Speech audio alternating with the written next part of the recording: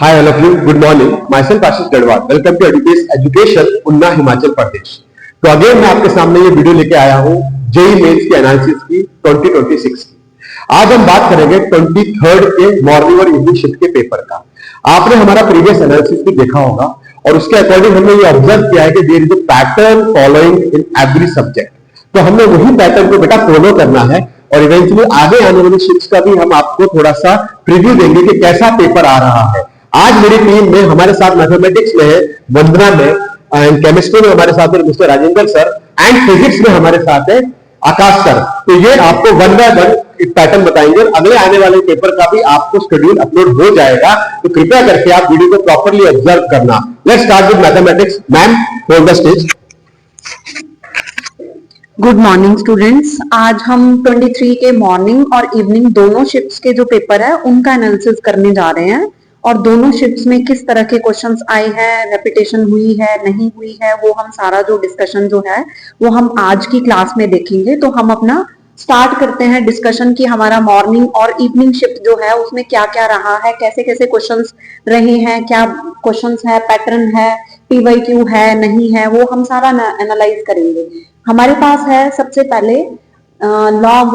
हमारे पास यहाँ पे पिछले लास्ट शिफ्ट्स में एक भी शिफ्ट में लॉग का क्वेश्चंस नहीं रहा है, बट जो हमारी मॉर्निंग शिफ्ट में लॉग का क्वेश्चन नहीं है, 23 की इवनिंग शिफ्ट में हमारे पास एक लॉग का क्वेश्चन जो है वो रहा है यहाँ पे। उसके बाद सीक्वेंस एंड सीरीज का हम यहाँ पे एनालाइज कर रहे हैं कि रेगुलरली क्वेश्चन जो है वो आ रहा है, हर शिफ्ट में क्वेश्चन आ रहा है। तो यहाँ से हमें ये एनालाइज हो रहा है कि आने वाली शिफ्ट में भी क्वेश्चन यहाँ से रह सकता है, या फिर जो ऐसा भी हो सकता है कि जो यहाँ पे टॉपिक जो हमारे स्किप हुए हैं वहां से भी वो क्वेश्चन डाल सकते हैं। यहाँ पे कॉम्प्लेक्स एनालिसिस से भी रेगुलरली क्वेश्चन बना है, तो ये श्योर नहीं है कि नेक्स्ट में वो क्वेश्चन बन सकता है, क्योंकि वो शफलिंग कर रहे हैं बीच बीच में क्वेश्चन की हमारे पास। और बायनोमियल का क्वेश्चन कभी है कभी नहीं है। मॉर्निंग शिफ्ट में क्वेश्चन एक है, इवनिंग शिफ्ट में एक भी क्वेश्चन नहीं है। पीएनसी का हमारे पास मॉर्निंग शिफ्ट में एक क्वेश्चन है, इवनिंग में दो क्वेश्चन है। डिटर्मिनेंट का हमारे पास मॉर्निंग में दो क्वेश्चन थे, इवनिंग शिफ्ट में हमारे पास एक क्वेश्चन था। मैट्रिसेस का मॉर्निंग शिफ्ट में एक भी क्वेश्चन नहीं था, इवनिंग शिफ्ट में एक क्वेश्चन है। प्रोबेबिलिटी का सेम हमारे पास मॉर्निंग और इवनिंग दोनों शिफ्ट में एक एक क्वेश्चन है। और हमारे पास नेक्स्ट वेक्टर है, वेक्टर वाले चैप्टर से भी एक क्वेश्चन मॉर्निंग शिफ्ट में है, एक क्वेश्चन इवनिंग शिफ्ट में है। अब यहाँ पे 3D में देखो, 3D में लास्ट की शिफ्ट में सब शिफ्ट में क्वेश्चन आया है, बट यहाँ पे 3D का एक भी क्वेश्चन नहीं देखने को मिल रहा है। और नेक्स्ट हमारे पास है स्ट्रेट लाइन का, यहाँ पे क्वेश्चन था मॉर्निंग शिफ्ट में बट इवनिंग में नहीं है क्वेश्चन। सर्कल का नहीं है, पैराबोला का मॉर्निंग में नहीं है बट इवनिंग में है क्वेश्चन। इलिप्स का दोनों शिफ्ट में है, मॉर्निंग में भी है, इवनिंग शिफ्ट में भी है। हाइपरबोला का इवनिंग शिफ्ट में कोई क्वेश्चन नहीं है। फंक्शन का एक क्वेश्चन जो है वो मॉर्निंग शिफ्ट में नहीं था बट इवनिंग में आया है हमारा। और जो वो फंक्शन का क्वेश्चन आया है वो ऑन टू फंक्शंस के ऊपर बेस्ड क्वेश्चन जो है वो रहा है हमारा क्वेश्चन। लिमिट एंड कॉन्टिन्यूटी का जो है वो एक क्वेश्चन हमारा यहाँ पे भी देखने को मिला है, वो भी आसान क्वेश्चन था, इतना डिफिकल्ट नहीं था क्वेश्चन हमारा। उसके बाद हम चलते हैं, यहाँ पे आपका इनडेफिनेट इंटीग्रेशन है। इनडेफिनेट इंटीग्रेशन में हमारा मॉर्निंग और इवनिंग दोनों शिफ्ट में एक एक क्वेश्चन रहा है। डेफिनेट इंटीग्रेशन में मॉर्निंग शिफ्ट में दो क्वेश्चन थे, इवनिंग में हमारे पास एक क्वेश्चन है। एरिया अंडर द कर्व जो है वो यहाँ पे जितने भी प्रीवियस शिफ्ट हुई हैं सब शिफ्ट में एक एक क्वेश्चन जो है वो रिपीट किया है। डिफरेंशियल इक्वेशन में भी एक क्वेश्चन रहा ही है। नेक्स्ट हमारे पास है ट्रिग्नोमेट्रिक इक्वेशन है, वहां से एक क्वेश्चन रहा है। ट्रिग्नोमेट्रिक रेशो वाला चैप्टर है, वहां से एक क्वेश्चन रहा है हमारा। रिलेशन जो चैप्टर है वहां पे मॉर्निंग इवनिंग दोनों शिफ्ट में हमारे पास एक एक क्वेश्चन रहे हैं। स्टैटिस्टिक्स में भी हमारे पास एक एक क्वेश्चन जो है वो इन दोनों टॉपिक्स के ऊपर रहा है।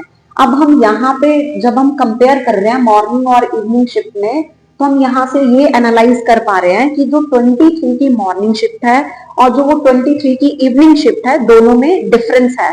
डिफरेंस किस चीज का है कि जो हमारी मॉर्निंग की शिफ्ट है वो हमारी पीवाईक्यू बेस्ड ज्यादा देखने को मिल रही है, लेकिन जो हमारी इवनिंग की शिफ्ट है वो थोड़ा डिफरेंट देखने को मिल रही है। तो दोनों में डिफरेंस आ रहा है हमारा देखने में। तो यहाँ से हम ये एनालाइज भी कर पा रहे हैं जितनी भी हमारी प्रीवियस शिफ्ट है तो उनमें भी ऐसा ही वेरिएशन है। तो आने वाली शिफ्ट में हम ये बोल सकते हैं कि जो हमारा पेपर है वो कुछ हमारा शिफ्ट में पीवाईक्यू बेस्ड हो सकता है, बट हमें सब चीजों पे फोकस करना पड़ेगा, तो कुछ हमारा जो है वो वहां से डायरेक्ट कंसेप्ट जो है वो हमारे सेम पीवाईक्यू के ही यूज हो रहे हैं। जो इवनिंग की शिफ्ट है उसमें भी हमारा कंसेप्ट जो है वो पीवाईक्यू बेस्ड ही यूज हुआ है, बट क्वेश्चन जो है वो एग्जैक्ट पीवाईक्यू बेस्ड नहीं थे, जैसे कि हमें मॉर्निंग शिफ्ट में दिखाई दिए थे। तो यहाँ पे हम एनालाइज अगर करें तो हमारे पास मॉर्निंग और इवनिंग शिफ्ट में अलजबरा जो है हमारे पास यहाँ पे अलजबरा के ऊपर बेस्ड 6 क्वेश्चन मॉर्निंग में है, इवनिंग में 9 है। 3 हमारे कोऑर्डिनेट ज्योमेट्री से हैं और 3 ही इवनिंग में आए हैं, और वेक्टर एंड 3D का यहाँ पे 2 क्वेश्चन है, यहाँ पे 1 क्वेश्चन है। कैलकुलस में हमारे पास यहाँ पे 6 क्वेश्चन है, यहाँ पे हमारे पास 4 क्वेश्चन है। तो ट्रिग्नोमेट्री में यहाँ पे हमारे पास 1 क्वेश्चन है और यहाँ पे हमारे पास 2 क्वेश्चन है। और डिफिकल्टी लेवल अगर हम चेक करें इसकी, तो डिफिकल्टी लेवल जो है वो हमारा इजी क्वेश्चंस और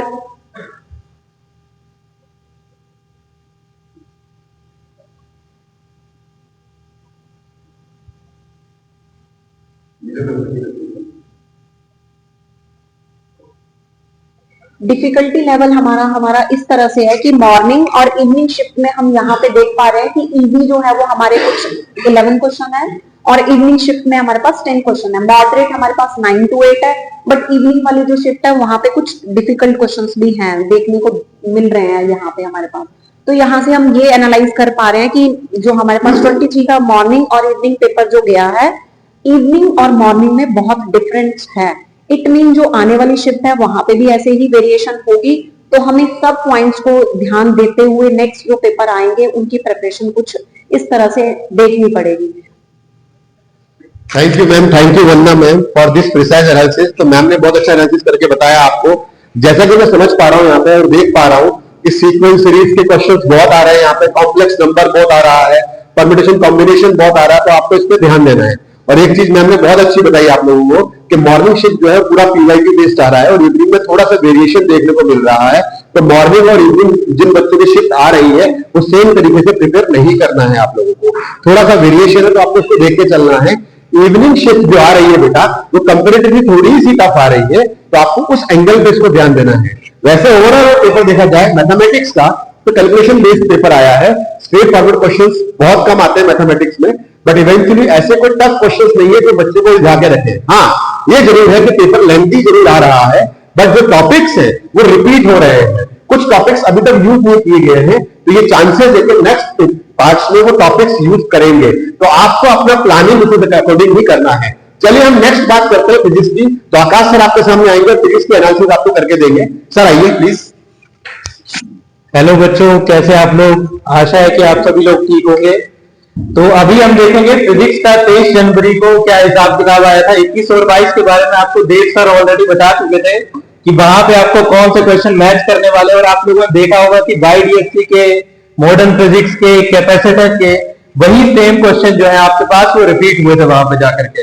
और सिमिलरली 23 तारीख के पेपर में जब हमने मॉर्निंग वाले और इवनिंग वाले में एनालाइज किया तो वही सेम पैटर्न थोड़ा थोड़ा हमें सेम देखने को मिल रहा है। यूनिट डायमेंशन और मेजरमेंट में आप देखेंगे तो मॉर्निंग में 2 क्वेश्चन पूछे गए थे, इवनिंग में 1 क्वेश्चन पूछा गया था। मॉर्निंग में जो 2 क्वेश्चन पूछे गए थे वहां पे आपके पास स्क्रू बॉल से क्वेश्चन आया था, इवनिंग वाले क्वेश्चन में आपके पास एरर से क्वेश्चन आया था। अगेन वेक्टर से कोई क्वेश्चन अभी तक नहीं आया है। 1D के जो है वो 2 क्वेश्चन शाम की शिफ्ट में पूछ लिए। मॉर्निंग का पेपर बिल्कुल पूरा खाली था, लेकिन इवनिंग में जो था आपके पास 1D से 2 क्वेश्चन पूछ लिए। पैराशूट से एक आदमी कूद रहा है, S=UT प्लस हाफ डिस्क 2-3 बार लगाना। 2D से आपके पास इवनिंग में कोई क्वेश्चन नहीं था, मॉर्निंग में एक क्वेश्चन था। सिमिलरली आपने पिछली शिफ्ट में देखा होगा प्रोजेक्टाइल से उसमें क्वेश्चन डाला था, सिमिलर पैटर्न के क्वेश्चन वो आपको दे रहा है। रिलेटिव मोशन में कोई क्वेश्चन नहीं आया आपके पास। न्यूटन लॉज ऑफ मोशन में एक एक क्वेश्चन आ रहा है, और वो एक एक क्वेश्चन जो है आपके पास वो circular motion, collision, Newton laws of motion इसको मिक्स करके डाल रहा है। आपने बहुत बार PYQ में बीट वाला क्वेश्चन किया होगा जो वायर पे चलता था, सेम क्वेश्चन आपके पास इवनिंग वाली शिफ्ट में आया हुआ था। वर्क पावर एनर्जी में आपके पास कोलिजन वाले पार्ट से ही अभी तक क्वेश्चन पूछ रहा है। सर्कुलर मोशन के अंदर मॉर्निंग में क्वेश्चन आया था, इवनिंग में कोई क्वेश्चन नहीं था, सिंपल क्वेश्चन था, फॉर्मूला बेस्ड क्वेश्चन था। रिजिड बॉडी में अगर आप ध्यान दें तो 4 क्वेश्चन मॉर्निंग में पूछ लिए हैं। देखो रिजिड बॉडी से बेटा बहुत सारे बच्चे जो है वो डरते हैं। रिजिड बॉडी के अंदर सेंटर ऑफ मास है, मोमेंट ऑफ इनर्शिया और रोटेशनल डायनामिक्स है, तो इन्हीं से टाइप ऑफ क्वेश्चन बनता है। मूवमेंट ऑफ इनर्शिया से हर शिफ्ट में क्वेश्चन पूछा जा रहा है। अगर कोई दूसरा क्वेश्चन पूछा जा रहा है तो वो rotational dynamics, torque, angular momentum, उनके आपस के रिलेशन उसी में से सीधी सीधी कैलकुलेशन आ रही है। सिमिलरली आपके पास 4 क्वेश्चन जो आए थे, तो यहाँ पे तो 2 मूवमेंट ऑफ इनर्शिया के ही थे। एक क्वेश्चन जो रिजिड बॉडी का पूछा गया है वो भी अगेन मूवमेंट ऑफ इनर्शिया का ही है। तो मूवमेंट ऑफ इनर्शिया से तो हर शिफ्ट में क्वेश्चन आपको आ ही रहा है।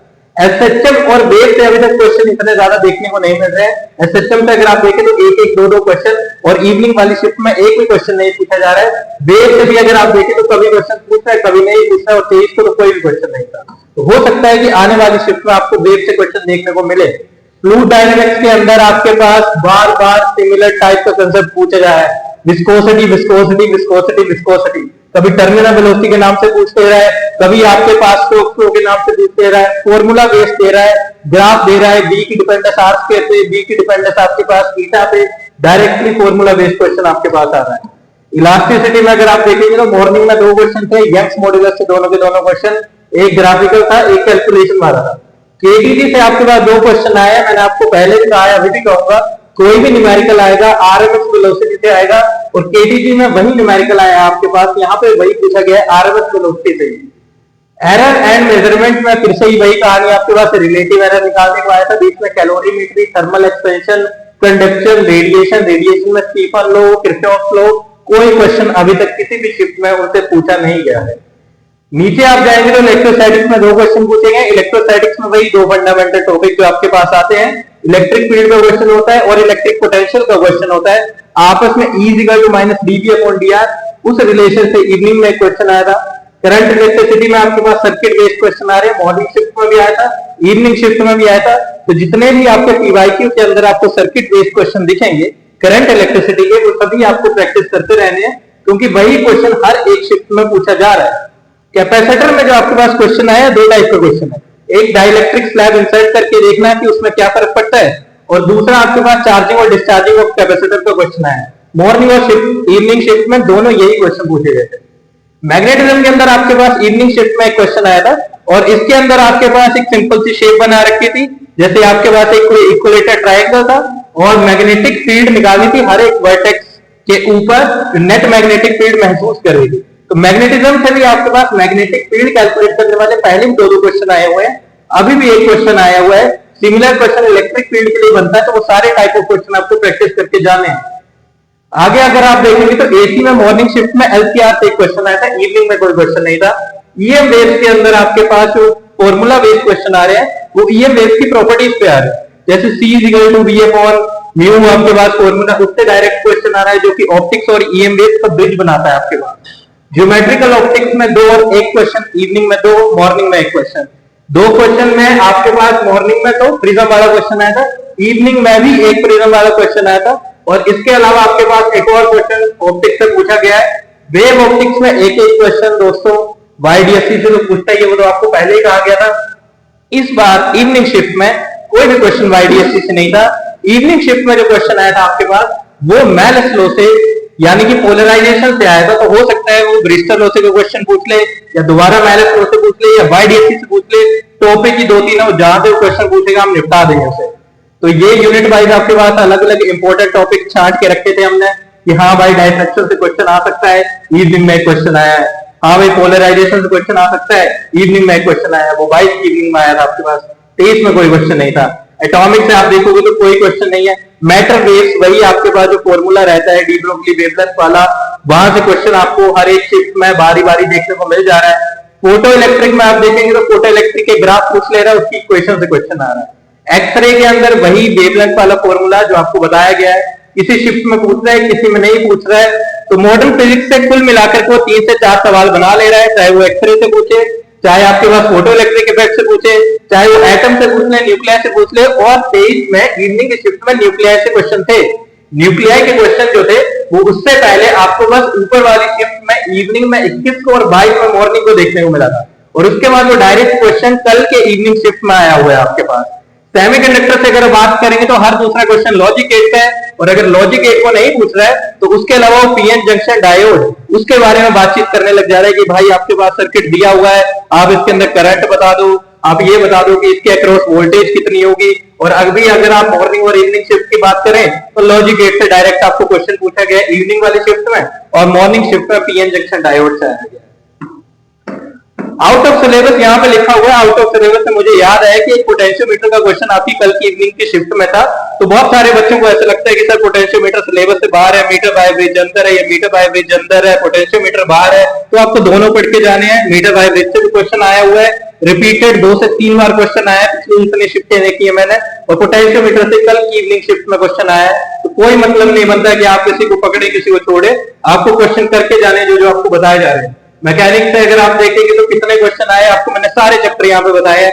एनएलएम से कितना था, मोशन 1D से कितना था, तो आप खुद कैलकुलेट कीजिए, खुद तैयारी कीजिए। पीवाईक्यू बेस्ड चीजें आ रही हैं, लेकिन उनमें रिपीटेड टॉपिक कौन से हैं उनको आपको पहचानना है। 11th क्लास से मॉर्निंग और इवनिंग में 12-12 क्वेश्चन आए हैं, और 12th क्लास से आपके पास 8 और 12 क्वेश्चन आए, तो ये कोई बहुत बड़ा डिफरेंस नहीं डाल रहा है। आधे आधे क्वेश्चन 11th से, आधे क्वेश्चन 12th से, कुछ कंबाइंड क्वेश्चन मिला दे रहा है जहां पे मैग्नेटिज्म और एनएलएम को फ्यूज कर देता है, या फिर आपके पास कोलिजन और फ्लूइड मैकेनिक्स को फ्यूज कर देता है, तो वहां से क्वेश्चन आ जाता है। इजी, मॉडरेट और टफ की बात करें तो आपके पास इजी, मॉडरेट और टफ में दोस्तों, इजी में 13 क्वेश्चन है, इवनिंग वाली शिफ्ट है, मॉर्निंग में इजी में 6 है, मॉडरेट में आपके पास 12 है, इधर 10 है। तो अगर टोटल मिला के देखें तो 13 और 6 तुम्हारे पास 19 क्वेश्चन यहाँ हो रहे हैं, और 12 और 10 22 क्वेश्चन ये हो रहे हैं। इजी टू मॉडरेट में ही कॉम्पिटिशन चलता है। कॉम्पिटिशन तोड़ने वाली है नीचे के 2-2 क्वेश्चन है, जो कि टफ क्वेश्चन मॉर्निंग में भी आया था और टफ क्वेश्चन इवनिंग में भी आया था। तो अगर आपको कहना हो कि सर कौन से पेपर जो है आपके पास अभी तक की शिफ्ट में इजी है और कौन से टफ है, तो दोस्तों इजी और टफ तुम्हारे पास तुम्हारे पेपर की नॉर्मलाइजेशन के हिसाब से हो जाएगा। अपने को इजी और मॉडरेट तो करके ही आना है, और टफ में जाकर के हाथ डालना। अगर कोई निकलता है तो अच्छी बात है, और नहीं निकलता है तो ऊपर वाले में एक्यूरेसी आपको मैक्सिमम रखनी है।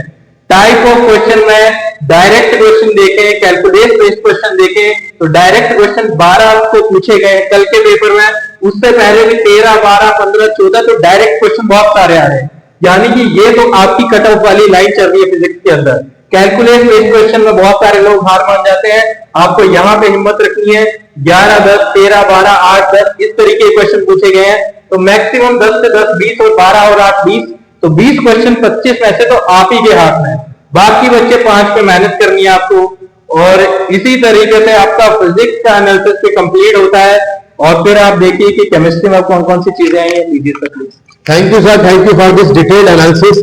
जैसा कि आपने देखा आकाश सर ने इतना अच्छा एनालिसिस करके बताया है। इनफैक्ट आकाश सर ने आपको टाइप्स ऑफ क्वेश्चंस भी बताए हैं कि कैसे क्वेश्चंस आ सकते हैं, कैसे क्वेश्चंस नहीं आते हैं, और ये चीज आकाश सर ने ध्यान दी है। मेरे को जहां तक समझ में आता है यहाँ पे centre of mass, rigid body, NLM, इन पे बहुत अच्छा फोकस करा जाएगा आपको, इस पे फोकस करिए आप लोग। और इसके अलावा अगर क्वेश्चंस के टाइप की बात करेंगे तो इजी क्वेश्चन और मॉडरेट में ही पेपर रह रहा है। बस वो आपके डर का एग्जामिनर फायदा उठाता है।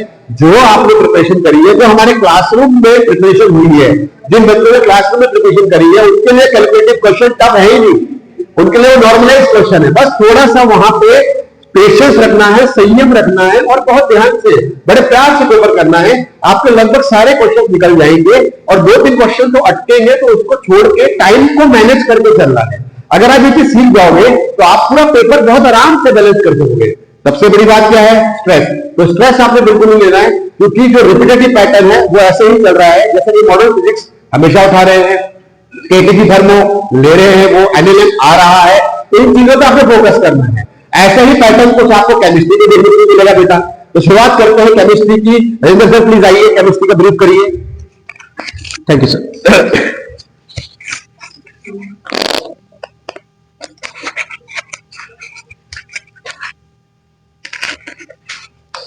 हेलो फ्रेंड्स, सो बात करते हैं केमिस्ट्री पोर्शन में किस तरीके से कल की जो शिफ्ट है 23 जैन की वो रही। दोनों शिफ्ट का डिस्कशन यहाँ पे मैं करने जा रहा हूँ कि किस तरीके के क्वेश्चन हमें मिले ऑर्गेनिक में, इनऑर्गेनिक में और फिजिकल में। तो सबसे पहले मैं बात करने जा रहा हूँ ऑर्गेनिक पोर्शन में। मैं आपको बताऊं जैसे कि प्रीवियस ईयर्स में था कि भाई क्या होता था कि मोस्टली जो क्वेश्चन होते थे ऑर्गेनिक में से आते थे, कन्वर्जन बहुत ज्यादा रहती थी, है ना, थोड़ा सा लेवल हाई रहता था और बच्चे फेस करते थे प्रॉब्लम। वो अभी आपको फेस करने को नहीं मिल रहा, बिल्कुल इजी क्वेश्चन दे रहा है। कन्वर्जन अगर है भी तो 2 स्टेप्स के अंदर कंप्लीट हो रहा है, ज्यादा टिपिकल कन्वर्जन। आप यहां से अंदाजा लगाओ, हाइड्रोकार्बन में लिंडर कैटालिस्ट वाला जो क्वेश्चन है बिल्कुल इजी क्वेश्चन है, जो कि स्टार्टिंग में ही हम कर लेते हैं। लिंडर कैटालिस्ट और ब्रिज रिडक्शन वाला जो क्वेश्चन है वो कल वाली जो मॉर्निंग शिफ्ट थी उसके अंदर आ रहा है क्वेश्चन। तो इसका मतलब ये है कि एग्जामिनर आपको केमिस्ट्री पोर्शन के अंदर बहुत ईज कर रहा है, वो नहीं चाहता कि आपके मार्क्स केमिस्ट्री पोर्शन में खास करके कम हो, क्योंकि मोस्टली बच्चों का क्या रहता है, केमिस्ट्री में ही उनका रैंक जो है इंप्रूव होता है।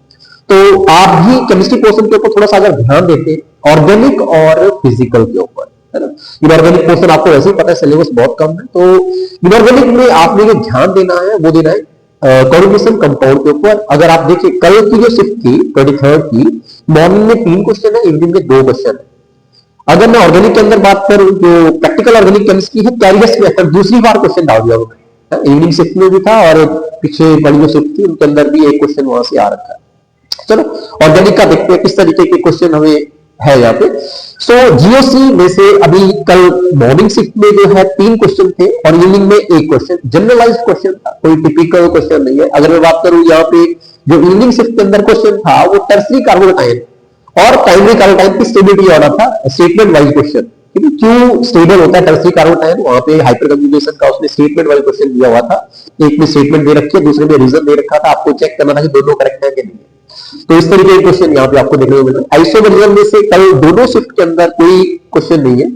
हाइड्रोकार्बन में एक एक क्वेश्चन यहाँ पे आपको मिल रहा है। हाइड्रोकार्बन फर्स्ट पोर्शन में जैसे कि मैंने आपको बताया लिग्नल कैटालिस्ट और बीट रिडक्शन में से क्वेश्चन था। दूसरे वाला जो क्वेश्चन है उसको आप दोनों जगह पे कंसीडर कर सकते हैं, चाहे तो हाइड्रोकार्बन पोर्शन में से कंसीडर कर लो या फिर कार्बोनिक एसिड में से। रीजनिंग कन्वर्जन में क्या था कि MnO4 के साथ ट्रीट करके और कार्बोनिक एसिड बन रहा है, फर्दर उसी से दोबारा डेरिवेशन है, अमीन तक की डेरिवेशन वहां पे दे रखी थी। फर्दर अगर हम बात करें हैलोजन डेरिवेटिव की तो टोटल 3 क्वेश्चन कल वाली शिफ्ट दोनों में आ रखे हैं। 2 क्वेश्चन है मॉर्निंग शिफ्ट के अंदर और 1 क्वेश्चन है जो कि इवनिंग शिफ्ट में। डायरेक्ट क्वेश्चन नहीं है ऐसा, अगर हम बोलेंगे हेलो एल्केन हेलो एल्केन से ही है, लेकिन क्या है वहां पे कन्वर्जन है, तो बीच में हेलो एल्केन से स्टार्ट करके और फिर आगे प्रोसीड किया गया है। Alcohol phenol ether, ether portion में इवनिंग शिफ्ट के अंदर क्वेश्चन है हाइड्रोजन आयोडाइड के साथ जो रिएक्शन है जहां पे अल्कोहल फॉर्मेशन या हेलोल्केन फॉर्मेशन रहता है। फर्दर अगर हम बात करें कार्बोनिल कंपाउंड तो यहाँ पे आयोडाइल कंडेंसेशन इवनिंग शिफ्ट के अंदर सिंगल एक क्वेश्चन है, वैसा नहीं रहा। मैं बोल रहा हूँ ऑर्गेनिक के अंदर जितने मैक्सिमम क्वेश्चन बनते थे उस तरीके से नहीं है, 50-50 रह गया है। ऑर्गेनिक और फिजिकल को पैरेलल में लेके चल रहा है, इनऑर्गेनिक के अंदर कम क्वेश्चन दे रहा है। ओके, फर्दर अगर हम बात करें एरोमेटिक कंपाउंड में से 1 क्वेश्चन है, बायोमोलिक्यूल में से एक क्वेश्चन है, इवनिंग सेशन में डीएनए आरएनए में से क्वेश्चन, ठीक है। और मॉर्निंग शिफ्ट के अंदर इसी तरीके से बायोमोलिक्यूल में से सिंगल एक क्वेश्चन यहाँ पे दे रहा है। प्यूरिफिकेशन टेक्निक में से कोई क्वेश्चन नहीं है। प्रिंसिपल प्रैक्टिकल ऑर्गेनिक केमिस्ट्री में से एक क्वेश्चन, जैसे कि मैंने बताया इवनिंग में कैरियस मेथड में से एक क्वेश्चन दे रखा है, पिछली वाली शिफ्ट में भी क्वेश्चन आपको मिलेगा। फर्दर अगर हम बात करें फिजिकल केमिस्ट्री मोल कंसेप्ट में से एक क्वेश्चन हर एक शिफ्ट के अंदर आपको देखने को मिल रहा है और सिंपल कैलकुलेशन बेस्ड क्वेश्चन है, इजीली आप इसको परफॉर्म कर पाएंगे। फर्दर एटॉमिक स्ट्रक्चर में से मॉर्निंग शिफ्ट के अंदर 2 क्वेश्चन थे और इवनिंग शिफ्ट में 1 क्वेश्चन है और वो भी आपका जो है फोटो इलेक्ट्रिक इफेक्ट में से क्वेश्चन दे रखा है। मॉर्निंग शिफ्ट में जो था आपका 2 क्वेश्चन, जिनमें से एक जो क्वेश्चन है वो क्वांटम नंबर में से दे रखा है और एक एटॉमिक स्ट्रक्चर में से दे रखा है, बोहर मॉडल में से। केमिकल इक्विलिब्रियम में से मॉर्निंग शिफ्ट में 2 क्वेश्चन है और इवनिंग में 1। मॉर्निंग में ये दोनों क्वेश्चन है केपी-केसी वाला रिलेशन में से क्वेश्चन है और इवनिंग में सिंगल एक क्वेश्चन है, simply numerical sorry same way में आयनिक इक्विलिब्रियम में से क्वेश्चन रेयरली मिल रहे हैं। आयनिक इक्विलिब्रियम में से क्वेश्चन आपको देखने को नहीं मिलेगा, मोस्टली क्वेश्चन आपको केमिकल इक्विलिब्रियम में से ही मिल रहे हैं।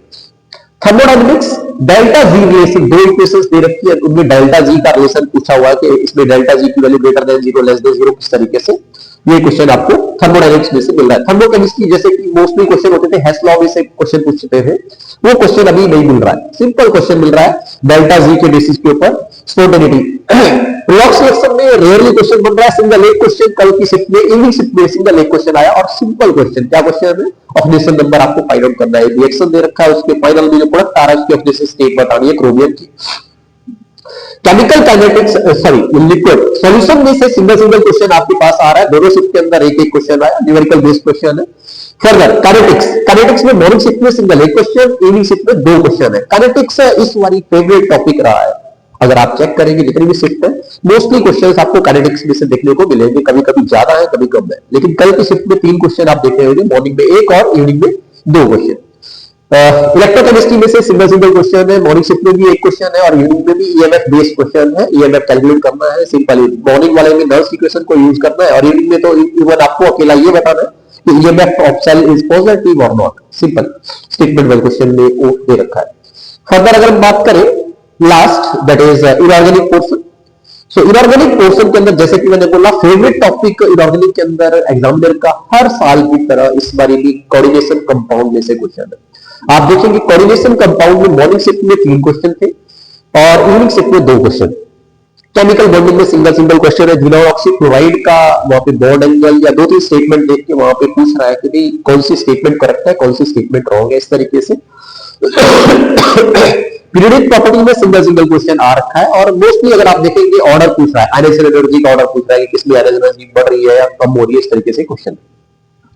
पी ब्लॉक में से एक क्वेश्चन अभी तक आया हुआ है, इसका मतलब पी ब्लॉक अगर आप स्किप करना चाहते हैं आप कर सकते हैं, आप अकेला। यहाँ पे क्वेश्चन अगर आप देखेंगे मॉर्निंग शिफ्ट में जो था ग्रुप नंबर 13 का था, लेकिन ग्रुप नंबर 13 का जो क्वेश्चन था वो भी केवल और केवल ऑर्डर बेस्ड था। इसका मतलब आप अगर पीरियडिक क्लासिफिकेशन पढ़ लेते हैं तो उसको भी पूरा करने की जरूरत नहीं है पी ब्लॉक आपको ना। डी एंड एफ में से सिंगल एक क्वेश्चन, ये दोनों जगह से आप इसको देख सकते हैं। रिडॉक्स रिएक्शन के अंदर भी यही सेम क्वेश्चन बन सकता है जहां पे ऑक्सीडेशन स्टेट आप कैलकुलेट कर रहे थे और ऐसे ही रिएक्शन दे रखा है, रिएक्शन के बाद फर्दर प्रोडक्ट के अंदर आपको ऑक्सीडेशन स्टेट कैलकुलेट करनी थी।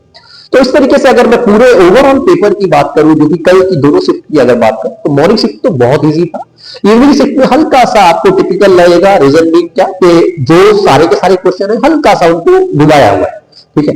तो इजीली आप अच्छे मार्क्स केमिस्ट्री के अंदर गेन कर पाएंगे अगर आप हल्का फुल्का एनसीईआरटी बेस्ड अकेला कर लेते तो आपको यही मैं सजेशन दूंगा कि आप सॉरी जो भी हमारे पास ये एनालिसिस है इसको थोड़ा सा आप ध्यान से देखिए और क्वेश्चन के ऊपर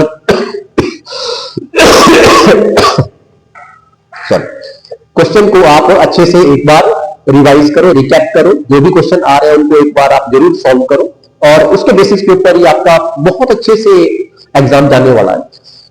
कॉन्फिडेंट रहें और अच्छे से तैयारी करें, कोई दिक्कत नहीं है, इजीली आपका रैंक अच्छा बनने वाला है। और इसी के साथ अभी मैं सर को दोबारा से कॉल करने जा रहा हूं। Sir please. Thank you sir, thank you for the accurate and precise analysis. देखिए आप हिमाचल में बरसात पड़ गई है, बर्फ पड़ गई है, मौसम खराब चल रहा है, आप हमारे टीचर्स को भी देख पा रहे हैं, उसके बावजूद भी आपके लिए एनालिसिस लेके आ रहे हैं। आपको भी नहीं रुकना है, हमको भी नहीं रुकना है, मिलकर हमको ये पेपर फतेह करना है और होएगा। एनालिसिस की जिम्मेदारी हमारी है, आपको एनालिसिस में दिमाग नहीं लगाना है। आपको जो टीचर्स बता रहे हैं आपको सिर्फ वो पैटर्न फॉलो करना है। जैसे कि सर ने बताया ऑर्गेनिक और फिजिकल पे ध्यान दीजिए, आपका वहां से ही सारा कुछ हो जाएगा। इनऑर्गेनिक वैसे भी छोटा चैप्टर है, छोटा टॉपिक है और उसमें भी बहुत कम आएगा। सर ने कोऑर्डिनेशन कंपाउंड्स बताए, कैरियस मेथड बताया कि इसके क्वेश्चन रिपीट हो रहे हैं, तो आप उसमें फोकस करिए, आप टेंशन मत लीजिए, बहुत आराम से पेपर दीजिए। और मैं जानता हूं मेरी और मेरी टीम एडुपेस की टीम आपके लिए यहाँ पे तत्पर है।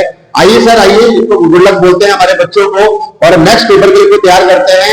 आपको टेंशन नहीं लेनी है, फिजिक्स में आप पीवाईक्यू करिए, मैथ्स में पीवाईक्यू करिए, केमिस्ट्री में एनसीईआरटी को फॉलो करिए और इसी तरीके से अगला पेपर दीजिए बेटा। Good luck all of you, good luck for that बेटा, गुड लक। और बहुत जल्दी मैं नेक्स्ट एनालिसिस आपके सामने लेके आऊंगा बेटा। Bye bye, have a nice day, thank you.